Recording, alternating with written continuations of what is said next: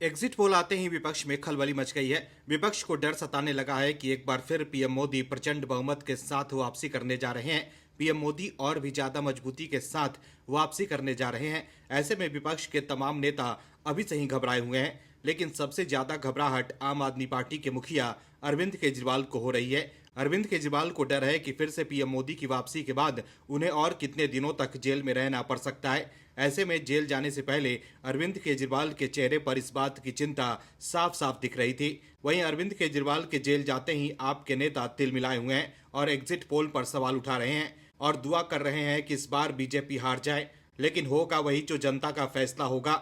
अरविंद केजरीवाल और आपके नेताओं के चाहने से कुछ होने वाला नहीं है, लेकिन विपक्ष में डर जरूर है कि फिर से मोदी सरकार बनने के बाद उनके लिए वापसी करना मुश्किल होगा। इस खबर में आगे आपको बताएंगे सब कुछ डिटेल में, तो बने रहिए हमारे साथ वीडियो में अंत तक और देखिए हमारी एक खास रिपोर्ट।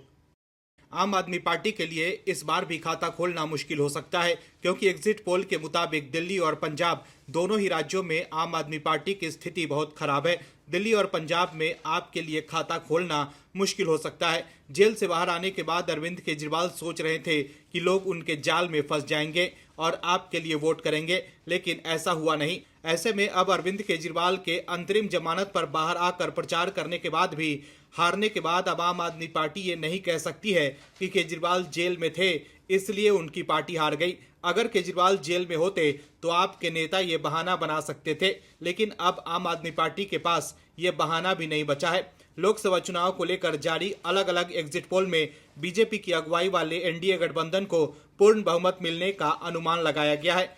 लगभग सभी एग्जिट पोल में बीजेपी को 300 से ज्यादा सीटें जीतने का अनुमान जताया गया है। गौर करने वाली बात यह है कि today's Chanakya news 24, Sudarshan news और आज तक के ऐसे एग्जिट पोल हैं जिसमें बीजेपी के 400 पार का नारा सच होता दिख रहा है। एग्जिट पोल के मुताबिक राजधानी दिल्ली में बीजेपी को 54% वोट शेयर मिलता दिख रहा है और इस बार भी बीजेपी 7 सीटों पर जीत दर्ज कर सकती है। वहीं एग्जिट पोल के मुताबिक पंजाब में आपको 0 से 2 सीटें मिलने का अनुमान है। ऐसे में एग्जिट पोल आने के बाद आपके नेता तिलमिला गए हैं। आप सांसद संजय सिंह एग्जिट पोल पर सवाल उठा रहे हैं। संजय सिंह ने एक्स पर पोस्ट कर लिखा है कि मोदी जी अपने एग्जिट पोल पर जरूर नाचेंगे कूदेंगे, लेकिन सच्चाई 4 जून को सामने आ ही जाएगी।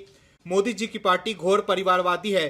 बीजेपी ने 442 में से 110 सीट राजनीतिक परिवारों को दिया है। सारे भ्रष्टाचारी आज मोदी के साथ हैं। वहीं एक दूसरे ट्वीट में संजय सिंह ने लिखा है कि 2004 में भी ऐसे ही फर्जी आंकड़े बने थे। ये साफ तौर पर दिख रहा है कि ये सारे एग्जिट पोल फर्जी हैं। जाहिर है ये दर्शाए गए आंकड़े हैं, संभव नहीं है। ये बात तो सर्वे एजेंसी भी जानती है। सबसे अजीब बात यह है कि सभी सर्वेक्षण प्रत्येक राज्य के लिए लगभग सामान्य नंबर दे रहे हैं। आमतौर पर इसमें व्यापक विविधताएं होती हैं, इसलिए प्रत्यक्ष रूप से सभी एग्जिट पोल में हेरफेर किया गया है। लेकिन क्यों? क्या उन्होंने ईवीएम या प्रक्रिया में हेरफेर किया है कि वास्तव में उन्हें ये सीटें मिलेंगी और वे आज उसे उचित ठहरा रहे हैं? क्या वे नौकरशाही पर कुछ गलत करने के लिए दबाव डालने का संदेश भेज रहे हैं, शायद गिनती आदि के दौरान? क्या वे क्षेत्रीय दलों को उनकी ओर से जाने के लिए दबाव बनाने वाला संदेश भेज रहे हैं? यदि वास्तविक संख्या कम है तो तुरंत भाजपा के भीतर विद्रोह हो जाएगा। क्या तत्काल विरोध को दबाने के लिए इन एग्जिट पोल में हेरफेर किया गया है? वहीं एक दूसरे पोस्ट में संजय सिंह ने लिखा है कि मोदी के एग्जिट पोल पर ध्यान मत दीजिए। इंडिया गठबंधन की बैठक में सामने आया जनता का exit poll. India 295, BJP 220, NDA 235। तो देखा आपने कैसे एग्जिट पोल से संजय सिंह परेशान दिख रहे हैं।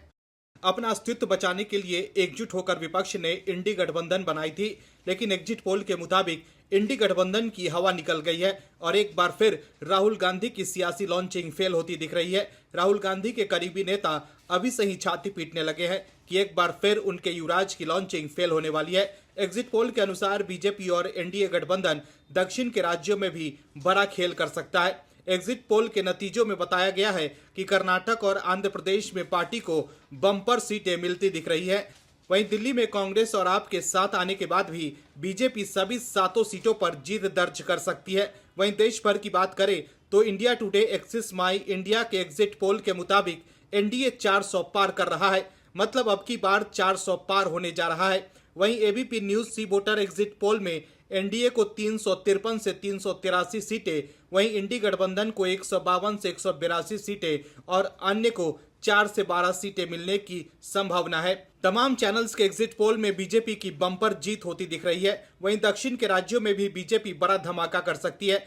तमिलनाडु में एनडीए को 19% वोट मिल सकते हैं, वहीं पंजाब में एनडीए को 26% वोट मिल रहा है, तो इंडी गठबंधन को 31% वोट मिल सकता है। एग्जिट पोल के मुताबिक पंजाब में एनडीए को 2 से 4 सीटें मिल सकती है, वहीं 13 सीटों वाले इस राज्य में इंडी गठबंधन को 7 से 9 सीटें मिल सकती है। इस राज्य में कांग्रेस और आप अलग अलग चुनाव लड़ रहे हैं, ऐसे में आपको 0 से 2 सीटें मिलने का अनुमान है। वहीं शिरोमणि अकाली दल को 2 से 3 सीटें मिलती दिख रही है। वहीं एग्जिट पोल आने के बाद विपक्षी नेता तिलमिला गए हैं। एग्जिट पोल देखकर राहुल गांधी के करीबी जयराम रमेश ने एक्स पर लिखा है कि जिस व्यक्ति का 4 जून को एग्जिट होना तय है, उसने ये एग्जिट पोल्स मैनेज करवाए हैं।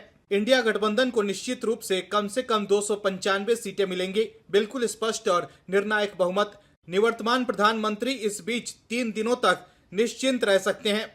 यह सब मनोवैज्ञानिक खेल है जिसमें उन्होंने महारत हासिल कर ली है, लेकिन वास्तविक परिणाम इससे बहुत अलग होंगे। बदलेगा भारत, जीतेगा इंडिया। वहीं सुप्रिया श्रीनेत ने एक्स पर लिखा है कि टीवी पर जो दिखाए जा रहे हैं वो नरेंद्र मोदी के सरकारी एग्जिट पोल्स हैं। जनता के एग्जिट पोल ने इंडिया को 295 सीट दी है। वहीं एक दूसरे ट्वीट में सुप्रिया श्रीनेत ने लिखा है कि मोदी के एग्जिट पोल की कोई विश्वसनीयता नहीं है, 4 जून का इंतजार करें। पीपुल्स एग्जिट पोल ने भारत गठबंधन को 295 सीटें दी है। बीजेपी इस समय लगभग 220 पर है और एनडीए कुल मिलाकर लगभग 235 पर है। इसके अलावा भी कांग्रेस के दूसरे नेता एग्जिट पोल देखकर अभी से ही घबराए हुए हैं और एग्जिट पोल पर निशाना साध रहे हैं। कांग्रेस और विपक्ष के नेता 3 जून तक ऐसे ही एग्जिट पोल पर निशाना साधेंगे और फिर 4 जून को ईवीएम और चुनाव आयोग पर निशाना साधने लगेंगे। कांग्रेस के नेताओं को लग रहा है कि अब उनके युवराज का क्या होगा। यही वजह है कि जयराम रमेश से लेकर सुप्रिया श्रीनेत जैसे कांग्रेस के नेता तिलमिला गए हैं। लोकसभा चुनाव खत्म होने के बाद अरविंद केजरीवाल एक बार फिर तिहाड़ जेल पहुंच गए हैं। दिल्ली के सीएम अरविंद केजरीवाल ने अपनी अंतरिम जमानत की अवधि समाप्त होने के बाद तिहाड़ जेल में सरेंडर कर दिया। अरविंद केजरीवाल को सुप्रीम कोर्ट ने चुनाव प्रचार के लिए 21 दिन की अंतरिम जमानत दी थी, जिसकी मियाद समाप्त हो गई। अरविंद केजरीवाल ने खूब कोशिश की थी कि उन्हें 7 दिन की और अंतरिम राहत मिल जाए, लेकिन ऐसा नहीं हुआ। किसी भी कोर्ट में अरविंद केजरीवाल की दाल नहीं गली। वहीं जेल जाने से पहले अरविंद केजरीवाल काफी टेंशन में दिखे। अरविंद केजरीवाल की बॉडी लैंग्वेज से साफ लग रहा था कि उन्हें डर है कि अब उन्हें कितने दिनों तक जेल में रहना होगा। ऐसे में अब अरविंद केजरीवाल की भाषा भी बदल गई है। जेल में सरेंडर करने से पहले अरविंद केजरीवाल राजघाट गए थे। इस दौरान पार्टी के कई नेता और दिल्ली के मंत्री भी उनके साथ मौजूद थे। उनकी पत्नी सुनीता केजरीवाल भी उनके साथ राजघाट गई थी। वहीं कोर्ट में सरेंडर करने से पहले अरविंद केजरीवाल ने अपने नेताओं और पार्टी कार्यकर्ताओं को संबोधित किया। अपने संबोधन में अरविंद केजरीवाल ने कहा कि मैंने देश को बचाने के लिए प्रचार किया है। देश महत्वपूर्ण है, आप दूसरे नंबर पर आती है। इस दौरान अरविंद केजरीवाल ने कहा कि अपनी दुश्मनी किसी व्यक्ति विशेष से नहीं है, अपनी दुश्मनी तानाशाही से है। मतलब अरविंद केजरीवाल ये दिखाने की कोशिश कर रहे हैं कि उनकी लड़ाई पीएम मोदी से नहीं है, वो पीएम मोदी के खिलाफ नहीं है। जबकि चुनाव प्रचार के दौरान और उससे पहले अरविंद केजरीवाल पीएम मोदी पर जमकर निशाना साध रहे थे, लेकिन एग्जिट पोल देखकर अरविंद केजरीवाल की भाषा ही बदल गई है और अब वो पीएम मोदी के सामने नतमस्तक दिख रहे हैं और अब वो कहने लगे हैं कि मेरी लड़ाई किसी व्यक्ति विशेष से नहीं है। अरविंद केजरीवाल इतने घबराए हुए हैं कि वो कह रहे हैं कि 4 तारीख को मंगलवार है। ऐसे में मैं प्रार्थना करने गया था बजरंगबली से कि हे बजरंगबली मेरे देश को बचा लो। वहीं एग्जिट पोल को लेकर अरविंद केजरीवाल ने कहा है कि अभी कल एग्जिट पोल आए हैं, लेकिन मेरे से लिखवा कर ले लो, सभी एग्जिट पोल फर्जी हैं। इसके साथ ही अरविंद केजरीवाल ने ईवीएम पर सवाल उठाना शुरू कर दिया है। अरविंद केजरीवाल ने कहा है कि लोगों को समझ नहीं आ रहा है कि नतीजों से पहले फर्जी एग्जिट पोल क्यों करवाए गए हैं। फर्जी एग्जिट पोल के पीछे कुछ थ्योरी चल रही है। एक ये चल रही है कि इन्होंने मशीनों का घोटाला करवा दिया है। मतलब अरविंद केजरीवाल ईवीएम पर सवाल उठा रहे हैं, लेकिन जब भी विपक्षी नेता ईवीएम पर सवाल उठाते हैं तो बीजेपी की जीत निश्चित होती है, क्योंकि विपक्षी नेता भी जानते हैं कि वो हार रहे हैं। ऐसे में ईवीएम पर ठीकरा फोड़कर वो अपने समर्थकों को ये दिखाने की कोशिश करते हैं कि ईवीएम की वजह से वो हार गए हैं। अगर विपक्षी नेता ईवीएम पर ठीकरा नहीं फोड़ेंगे तो उनके मौजूदा समर्थक भी उनका साथ छोड़कर घर बैठ जाएंगे। ऐसे में उन्हें अपने साथ जोड़े रखने के लिए विपक्षी नेता अपनी हार का ठीकरा ईवीएम पर फोड़ते हैं। वहीं जब चुनाव आयोग की ओर से बुलाया जाता है कि आइए और ईवीएम हैक करके दिखाइए, तब विपक्ष में सन्नाटा पसर जाता है और किसी भी विपक्षी नेता की हिम्मत नहीं होती है कि चुनाव आयोग के पास जाकर ईवीएम हैक करके दिखाएं। लेकिन अपनी हार देख विपक्षी नेता ईवीएम पर निशाना साधते हैं। ऐसे में अरविंद केजरीवाल की बातों से लगने लगा है कि एग्जिट पोल के आंकड़े एकदम सही है और अब एक बार फिर प्रचंड बहुमत के साथ पीएम मोदी की वापसी होने जा रही है। एग्जिट पोल आते ही विपक्ष की नींद गायब हो गई है। एक तरफ जहां बीजेपी में खुशी की लहर है तो दूसरी तरफ विपक्ष सदमे में है और एग्जिट पोल के मुताबिक अगर इस बार बीजेपी 400 पार जाती है तो विपक्ष के लिए अगले 25-30 सालों तक खड़ा होना मुश्किल हो सकता है। ऐसे में अभी से ही एग्जिट पोल देख विपक्षी नेताओं के पसीने छूटने लगे हैं। विपक्ष के एक नेता है अभिषेक मनु सिंघवी, वो वकील भी हैं जो विपक्षी नेताओं के केस लड़ते हैं और उन्हें जेल जाने से बचाने की कोशिश करते हैं। अभिषेक मनु सिंघवी आम आदमी पार्टी के मुखिया अरविंद केजरीवाल का भी केस लड़ रहे हैं, लेकिन अब एग्जिट पोल देखकर अभिषेक मनु सिंघवी भी टेंशन में आ गए हैं कि इस बार मोदी सरकार आने के बाद भ्रष्टाचार के खिलाफ कार्रवाई और तेज होगी, जैसा कि पीएम मोदी अपने सभाओं में कह भी चुके हैं। अभिषेक मनु सिंघवी को डर हो सकता है कि इस बार कहीं ईडी उनके पीछे न पड़ जाए, क्योंकि केस लड़ने के लिए वो काफी पैसे लेते हैं। मीडिया रिपोर्ट्स के मुताबिक अभिषेक मनु सिंघवी एक हियरिंग के लिए 6 से 11 लाख रुपए तक चार्ज करते हैं। ऐसे में अब ये सवाल उठ सकता है कि भ्रष्टाचार के आरोप में फंसे नेता सिंघवी को इतने पैसे कहां से दे रहे हैं? क्या भ्रष्टाचार के पैसों में से तो नहीं सिंघवी को भी दिया जा रहा है? ये सवाल भी उठ सकता है। ऐसे में एग्जिट पोल देख सिंघवी भी घबराए हुए हैं। वहीं विपक्ष के एक और वकील हैं कपिल सिब्बल, वो भी पहले विपक्षी नेताओं के केस खूब लड़ते थे, लेकिन अब सिंघवी ने उनकी जगह ले ली है और अब सिब्बल को कम ही केस मिल रहे हैं। लेकिन वो भी बीजेपी और पीएम मोदी के हार के सपने देख रहे थे, लेकिन अब वो भी घबराए हुए हैं। क्या है खबर, बताते हैं आपको इस रिपोर्ट में। दरअसल एग्जिट पोल आते ही विपक्ष की बेचैनी बढ़ गई है। सभी एग्जिट पोल में बीजेपी की प्रचंड लहर दिख रही है।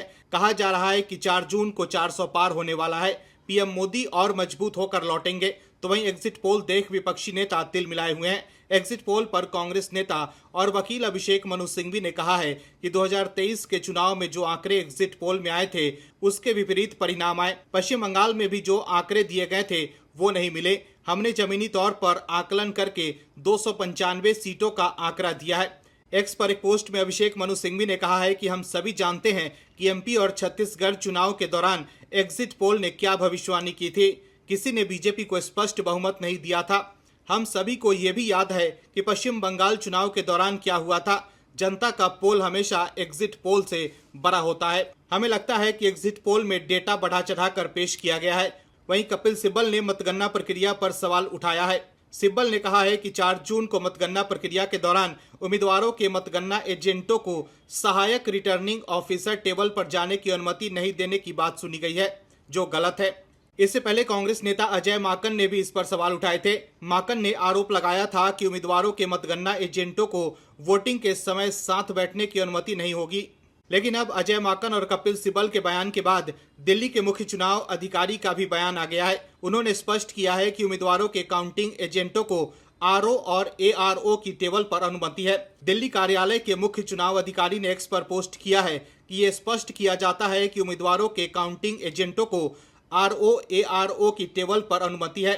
तो देखा आपने कैसे एग्जिट पोल देखकर सिंघवी और सिब्बल बेचैन दिख रहे हैं। Bureau report OMH news. और भी वीडियोस देखने के लिए चैनल को सब्सक्राइब करें और बेल आइकन को दबाएं।